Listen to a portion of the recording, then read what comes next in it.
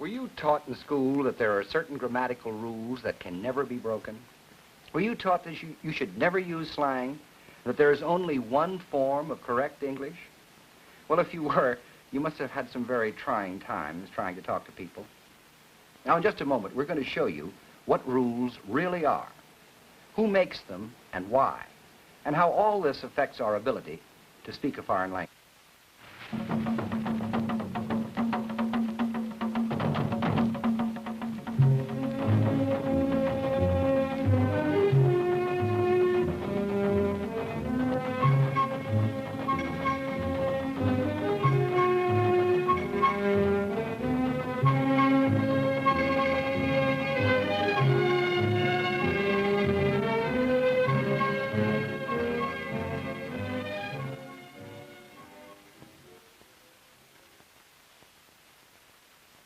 In our last program, we completed our definition of language.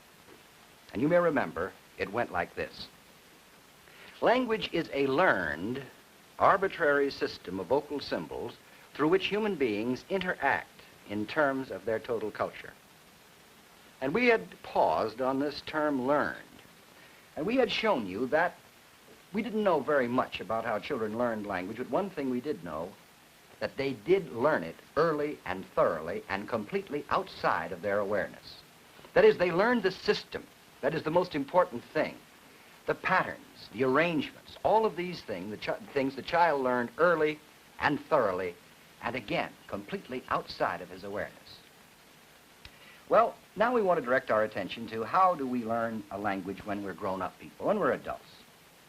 And I know that I've heard a sentence that you've probably heard hundreds of times, too. Everybody knows the only way, or the best way, to learn a foreign language is to go to the country where it's spoken and get yourself a native teacher. Now, obviously, the first part of this statement, nobody would question at all. If you really want to learn a foreign language, sure. Go to the country where it's spoken. You've got plenty of chance to practice it. You can actually hear it around you all the time. But it's this business about the native teacher that interests me. Get yourself a native teacher. Now, the point is this. Unless the native teacher has had special linguistic training, he will be really of no more help to you in learning a foreign language than any other native speaker. The native speaker and native speakers, these are really important if you're going to learn how the language really works, how it sounds, how it operates.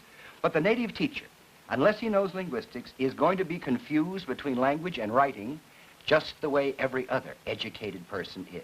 And we already talked in the second show about the fact that language was not writing, that writing was incomplete and inconsistent.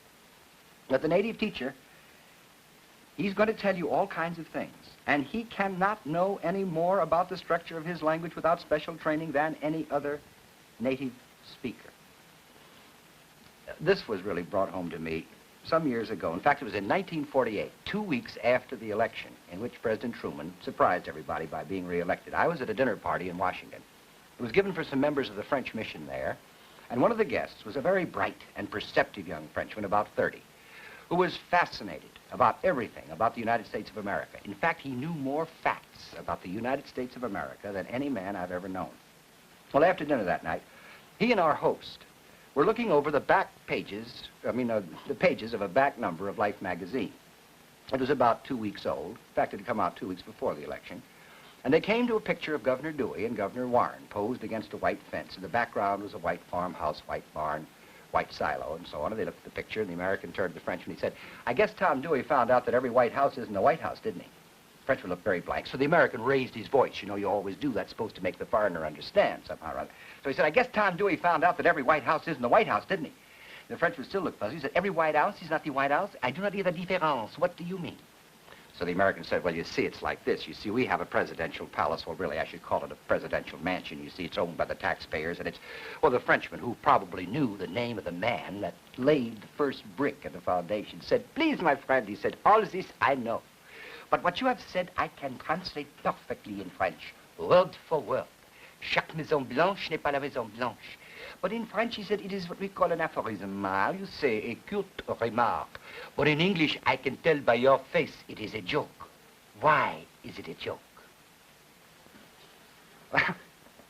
The American tried to explain it to him. It was really awful. I didn't want to see a beautiful friendship broken up, so I stepped in and I explained to both of them what was involved. The Frenchman understood immediately, the American hasn't understood to this day. Well, come here. Let's see what is involved.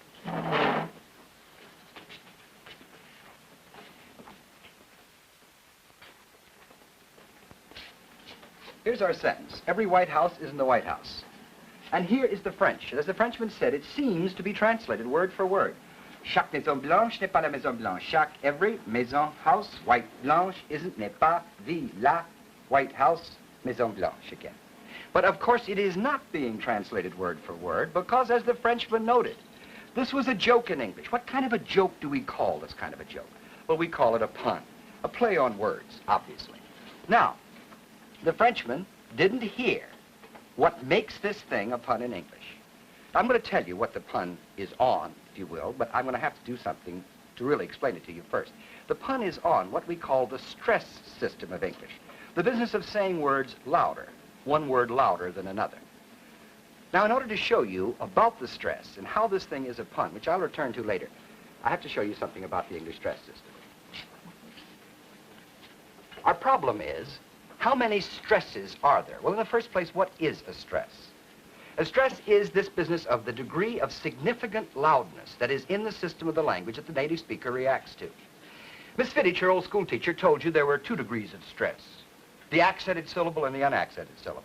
Even our best dictionaries give us only 3 degrees of stress. Let's see how many there really are. Here on the blackboard, I have 3 words, the same 3 words, light and house and keeper, 3 different times. And I'm going to show you that by changing the stresses on these words, the degrees of loudness that we say them, we're going to say 3 different things. Things are going to mean 3 different things. The first one I'm going to do is lighthouse keeper, a person who keeps a lighthouse, lighthouse keeper. Now listen, you'll agree that the loudest degree of stress is on the first word.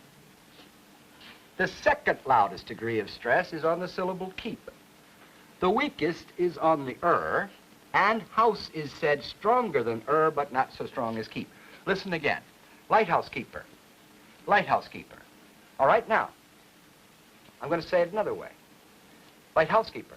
Now, what's a lighthouse keeper? A lighthouse keeper is a person that does light housekeeping, whatever that entails. Primary stress now is on the house. I'm getting ahead of myself for just a minute.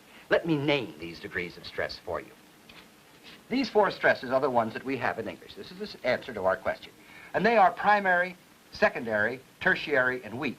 These are the labels I want to give them. You can call them A, B, C, D if you want, and number them 1, 2, 3, 4. I don't care. Just as long as we all agree we are talking about 4 significant degrees of loudness in the system of English. So in our second example then, light housekeeper, the primary stress, the loudest stress, is on house. This syllable now is reduced to tertiary. This is still weak. And I set it with tertiary stress again on light. Now listen, light housekeeper. All right, now, for the number 3, I am going to put the same stresses on housekeeper as I did in number 2. But I'm now going to put secondary stress on the light.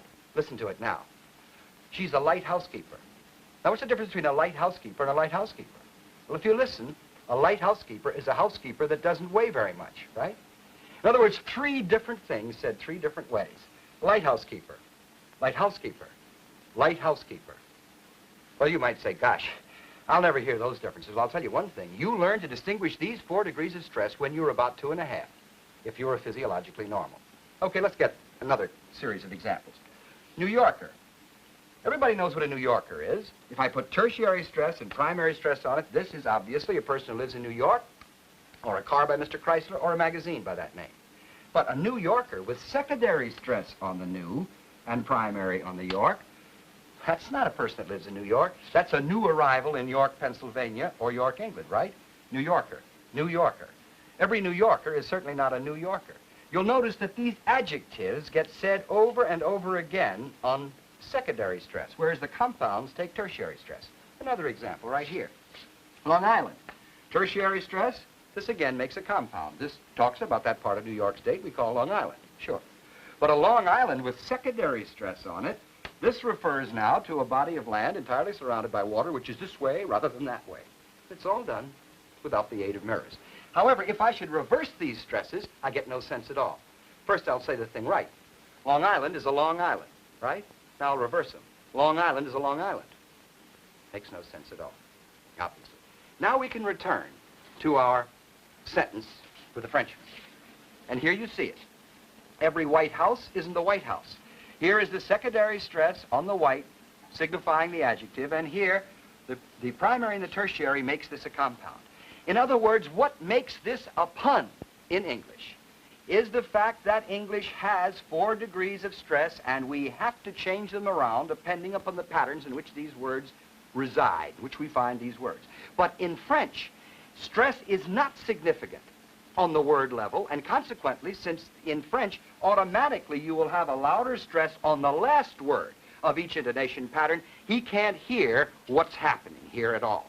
Where we say every white house isn't the White House and make a play on words, he says chaque maison blanche n'est pas la maison blanche. That's the way he says it in French, so he hears it that way in English. Every White House is not the White House, and he does not get the pun. Now, of course, if you are not aware of your stress system, you would never be able to make that plain. Never be able to make that plain to the speaker of a foreign language. And this is something that is not in the writing system, something we have to learn through special linguistic knowledge. So there's the problem with the Frenchman. Now, how about German? German actually has a stress system extremely similar to English. It has the same 4 degrees of stress, primary, secondary, tertiary, and weak. It actually makes compounds out of primaries and tertiaries, very much like English does, for 50% of the time. The other 50% of the time, the German, being, of course, a perverse fella, by our terms, turns it around just backwards. Look, here's English. White House, primary and tertiary, the one we had over there. German has a similar pattern, primary and tertiary. Bahnhof, railroad station. So far, so good. German also has another pattern, like our lighthouse keeper pattern up here, with primary and secondary. Sturmbannführer, exactly the same as lighthouse keeper in terms of its degrees of stress.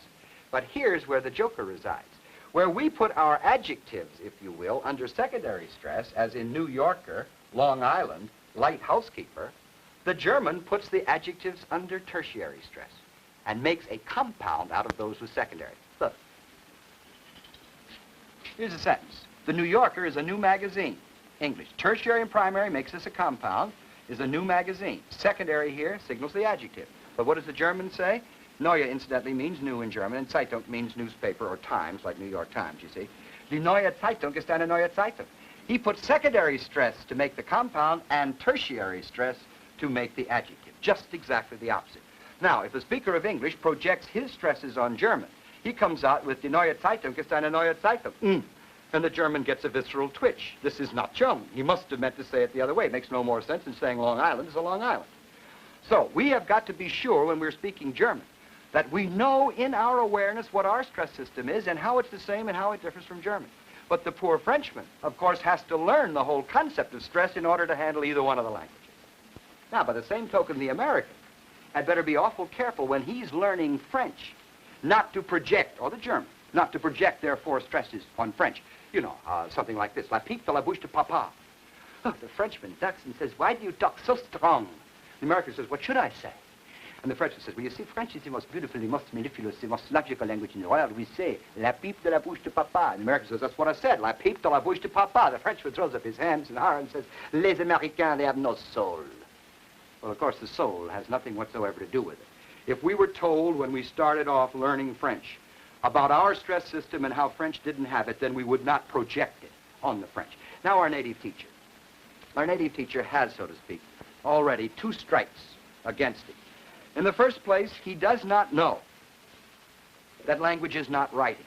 That's one thing. And the second thing, he is completely confused about the structure of his own language, particularly that part which is not reflected in the writing system. In other words, he is trying to do a job about the structure of the language through a medium which doesn't give him any indication of it. He, like us, learned these kinds of things long ago, outside of awareness, very thoroughly, but cannot make systematic statements about them without special linguistic knowledge. Now, he has another strike against him, the poor native teacher, whom we have been taught to rely on so heavily. And that is, he is confused between 2 levels. He is confused between the standard conversational or colloquial speech of educated people and the literary language. In other words, he has been so trained that writing is language. He's also been trained that literature, that most important part of language, the permanent part, is the only important part of language. Consequently, he tries to teach us when we want to learn to speak the language like a native, actually how people have to write the language. He wants to teach us, so to speak, to talk like books, to speak better French, Swahili, German, or what have you, than he does himself. Now, nothing could be farther from the truth. Nothing could be more stultifying or make it more difficult for you to cooperate or interact with other people than to go around talking like a book. I can remember in the last war when I was working with German prisoners. We were training for military government posts. And they had to write compositions, those that knew English pretty well, and some of them did. We made them write the same composition over and over again. What I'd do with my day, there wasn't very much we had to give and write compositions about, and they always would start off the same way. At 6:30, I arose and commenced my duties, whereupon they told you the very same similar kind of day, since they were all behind barbed wire. And then at 10:30, after doing my English homework, I retired. They always arose and retired. And I said, look, gentlemen, in this country, we get up in the morning and we go to bed at night. And they said, but please, Major, isn't that colloquial? And I said, yes, colloquial means conversational. They're two different levels. If people should ever tell you, and you know how many times you heard it, maybe said it yourself, you know, this business of these foreigners, the Hungarian or the French, they really speak better English than we do. If you ever hear that said to you, go home and wash your mouth out with soap because you have been sold down the river by some well-meaning native teacher who has made you talk like a book, who has tried to make you talk, use words in conversation that you would never use, that no native speaker would ever use. So this matter, when I'm talking this way, am I saying, in effect, that the linguist doesn't have any standards, that everything goes, that anything is just as good as anything else? No, I'm not. I'm not at all. Obviously, the linguist is well aware that there are all kinds of levels of difference. And he is well aware that there are certain people who talk in a certain way, and those people who talk in that particular way come in the back door rather than the front door. And obviously, when you are trying to teach a person to use a foreign language, you will teach him that particular form which will get him in the front door and not make him come in the back door, of course. What is this business, then, of correctness? In the first place, the native teacher, as we've already seen, believes that you have to go to the literary language and abide by grammatical rules, failing to realize that grammatical rules are not something you have to learn before you can talk, but really are statements of how the language really operates. And because the grammatical rules have been erected to make people write the literary language correctly, you could see how the whole thing gets bollocksed up. I can remember, and this isn't just the native teacher trying to teach somebody a second language, it's the native teacher teaching native speakers. In other words, when I was in school in the 4th grade, I remember we had a dear, dedicated, desiccated young woman by the name of Miss Fittich, obviously not her name. And she was, oh boy, she was giving us a real treatment one morning about how we had to say, it is I, that it was wrong to say, it's me.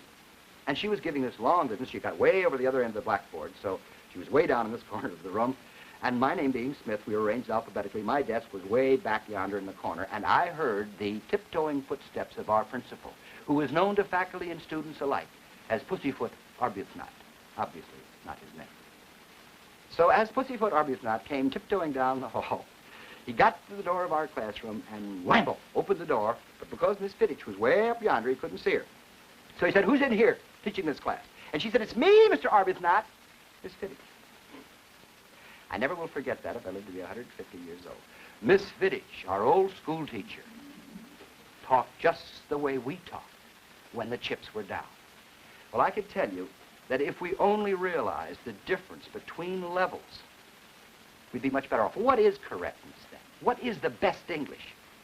The best English, the best Swahili, the best German, the best anything, the linguist would say is that form which gets the maximum amount of cooperation in the maximum number of speech situations. That's the best. Now, any form, then, as a corollary to this, that attracts attention to itself in the situation in which it's being used is a bad form for that situation. This was never more beautifully brought home to me than in the last war, again, when I used to lecture pretty regularly to a group of Army officers that had taken over a college up in the Valley of Virginia, actually. And I was always late in the morning. This lecture was given at an ungodly hour. And I always tried to get some breakfast, however, before I went up there. And I stopped at a combination bus terminal, a general store, and the restaurant effect. And I got there one morning, late as usual, and I said to the man behind the counter, I'd like a glass of tomato juice, please. He said, what'd you say? I said, I'd like a glass of tomato juice, please. He said, that's what I thought you said, just a minute. Whistled through his teeth like that, called, gestured in the back room. Man came in, wiping his hands on his apron. He said, now, would you tell me what you wanted again? I said, I'd like a glass of tomato juice, please. The man that had come in from the kitchen said, doggone, I never would have believed it, reached in his pocket, handed the other man a quarter, and left. The man returned to me. He said, what can I do for you? I said, I want a glass of tomato juice, please. Coming right up, he said. Well, in my dialect area, tomato happens to be the preferred form. However, in most of the United States, tomato is the first form, and hence tomato is the form that you will find in the dictionary as number one. Tomato is also used, just a statistical matter. The point is that a form that would be, in my particular dialect area, essential for me to get cooperation is not going to get me the same kind of cooperation all the rest of the country. This is a relative matter. So therefore, don't get into arguments with your friends or have bets as to which is the correct form. Between tomato and tomato, it's a toss-up, and the only way you could decide it is on number of speakers. Therefore, to sum up what we've been talking about, grammar is a statement of the structure of how the language works. The linguist has to listen and record forms like them things just as much as he records forms like those things, though he knows forms like them things are associated with people who are not very highly prized in the culture, or not as highly prized or as educated as those who say those things. The linguist has to record everything, but the linguist then correlates that with other things in the culture to find out what the more acceptable usage is. Grammar is structure, and the colloquial language is prior to the written language or the literary language, and these two must be separated, or you're not going to be able to teach a person a good usage, a normal, acceptable usage of a foreign language. Now, there's another facet to this business of correctness, which I think we've heard over and over again.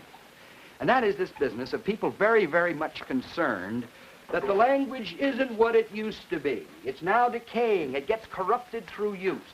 I have here a sentence which I actually pulled out of a modern college grammar book just last week. And the sentence goes as follows.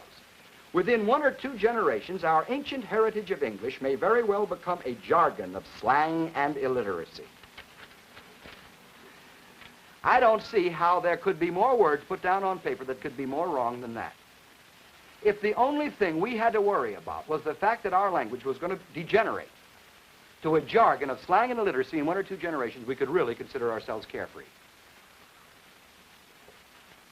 Now, anybody knows that things that used to be considered slang and absolutely impossible, like mob. Mob, perfectly acceptable word today. What else can you call a group of people that are going slightly crazy? That word was considered the worst word you could use in the 18th century. In other words, one generation slang or considered bad usage becomes perfectly acceptable the next generation. Why? Because language changes. Nothing can stop language change. Nothing can stop the change in any part of culture. It is true, language is conservative and changes less fast in other parts of a culture, and when you write the language, you're putting an extra brake on it. However, listen. Ochtere sada his hlavor de Alfred de Kuninga, that he ealera Northmas Buddha. Did you catch maybe one word of that here and there, something that sounded familiar to you? Well, this is English, yes. English as spoken by King Alfred around 891, late 9th century. Here it is. Ochtere sada his hlavor de Alfred de Kuninga, that he ealera Northmas Buddha. Ochtere said to his lord, notice the dative, hlavor de Alfred Kuninga, the king, that he ealera Northman, of all the Northmen, Northmest Buddha, lived the northmost. This verb has gone out of the language entirely, and we don't put our verb at the end. We've lost the dative and the genitive plural, which is the kind of thing that you have in Latin and so on. All that gone. Language doesn't sound very much like that today either, does it? All right, now listen to this. Wanneer April with his sure sota, the drucht of March, perse to the rota, and bathed every vein in switch liqueur, of which virtue engendered is the fluor. The opening lines of Chaucer's prologue to the Canterbury Tale. I don't think the language ever sounded prettier than it did then. That's really nice. Now here it looks a little bit more familiar. That is spelled T-H-A-T. We could recognize April here, March, and so on. Reason for that is that William Caxton published the first book in English in 1472 or 75, I've forgotten the exact date, but he used Chaucer's Canterbury Tales. That was the first book printed in English, and that particular thing was printed just the way Chaucer wrote it. And because of that fact, we still spell our language very much the way Geoffrey Chaucer did, and he was gathered to his fathers in 1400. Now, listen to this. To be or not to be, aye, that is the question. Whether it is noble in the mind to suffer the slings and arrows of outrageous fortune, or to take arms against the say of troubles when by opposing end them, to die, to sleep. This is safely modern English. And I don't say that Shakespeare sounded like that, but I will say that certain people during the time he lived would have said those lines very much that way. Now, of course, we know that the King James Version of the Bible, you know, and the English of this period, which is 1600 about, is a little hard for us to get onto. It's got those thou didst and things of that kind and various words not used the way they are today. But this is safely modern English, even though it does sound a little strange and at times have a few strange forms in it. But it's still our language, and it represents the changing that has gone on and on and on. In other words, language is constantly going to change no matter what we do about it. There's nothing we can do about it, and it is not being corrupted. It is just changing. Then this business of what is a dead language. Do languages die? No, languages don't die. People do.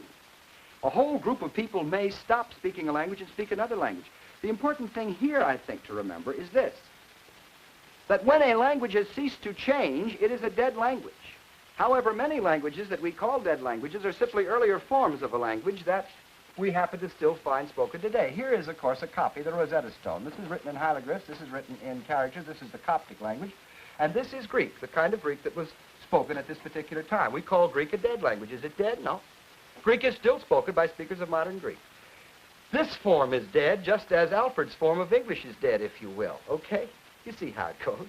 In other words, Latin isn't dead, just Cicero's form. Latin is still spoken by speakers of French, Italian, Spanish, the Romance languages. Languages don't die. People do. But a language that has really ceased to change, that is a dead language.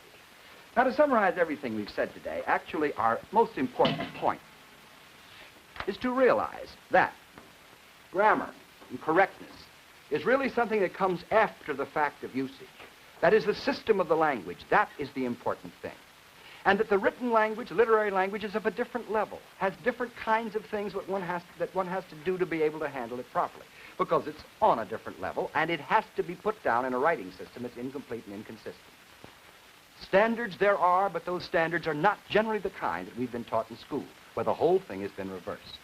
Now, next week, we are going to be talking about the smallest sounds we make in language.